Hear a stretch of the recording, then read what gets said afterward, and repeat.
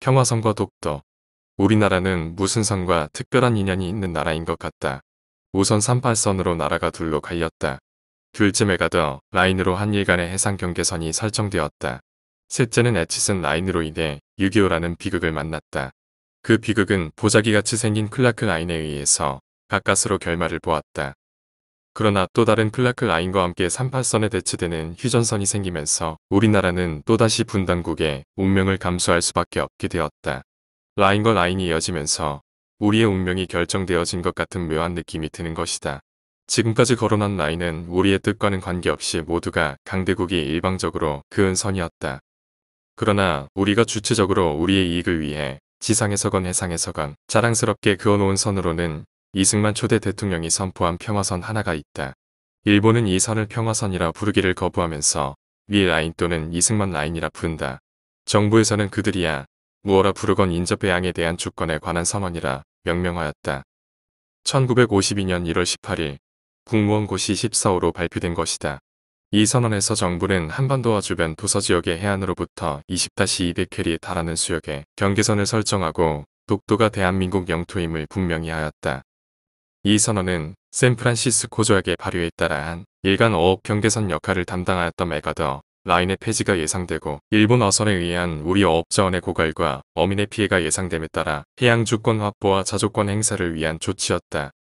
아직 해양법에 관한 일반적인 인식이 보편화되어 있지 않은 시기에 어업 경계선과 해양주권을 선언하였으니 국제적으로 얼마나 많은 사람들이 놀란 눈으로 이를 지켜보았겠는가는 상상하고도 남을 일이다.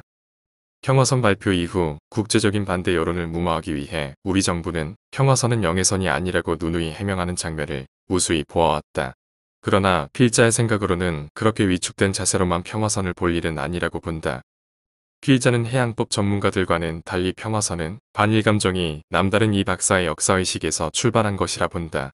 일본은 언제나 어부를 앞장세워 한국을 침략해온 역사로 보아 그런 외구적 습성을 위헌에 방지하고 우리의 영토를 지켜나가려면 일본에 대한 북방 개선이 필요했다고 생각한 것이다.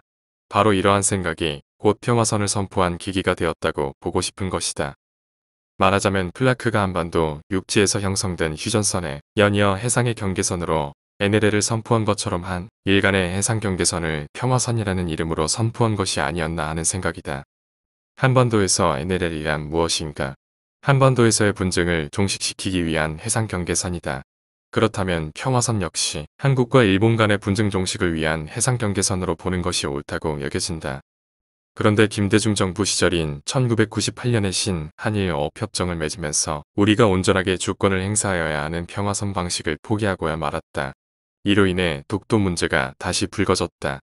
멀쩡한 우리의 영토인 독도 주변의 해역을 일본과 한국이 공동 관리토록 하였기 때문이다. 울릉도와 독도도 분리해 놓았다. 독도가 울릉도의 속도라는 개념조차 흐리게 만든 것이다.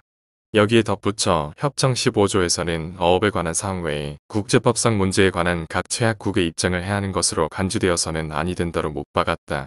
이는 문제를 더욱 심각하게 만들었다. 말하자면 여러 정황으로 보아 독도에 대해 아무런 말도 못할 처지에 있는 일본에 우리와 똑같이 1대1의 관계처럼 말할 권리가 있음을 간접적으로 인정해준 꼴이 된 셈이다. 이로 미루어 보면 이 대통령이 선포한 평화선을 법리에 따라 살리는 길은 신한일 어업협정을 어떻게든 개정하는 길밖에는 없다고 생각된다. 이승만의 평화선 선포일의 즈음에서 우리가 다시 한번 돌이켜 보아야 할 한 일간의 과제가 아닐 수 없다. 김중희 전 환경부 장관